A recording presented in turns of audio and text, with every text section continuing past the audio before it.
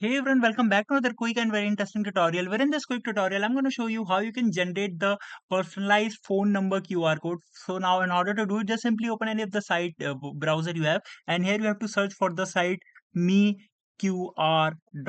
You can see the right username over there. Just simply hit enter wait for the site to respond. When the site responds, you need to scroll down until you find the option of phone. Let's scroll down, and if you don't find it, just simply hit view more types, and you're gonna find the list of some more types. And here you can see, let's find the phone number.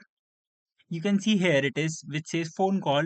Just simply tap over there and write the number that you want to add as a phone number. And once you do that, just simply name it if you want, and write the content category as well if you want, and just simply hit customize and download. Now if someone scans this QR code, they'll directly get your number and got to call you. You can even customize the QR codes from here as well. Alright, so that's it for this video. I hope this video will be helpful for you. Make sure to hit the like button and subscribe button for more such helpful and interesting tutorials. See you in the next one. Take care.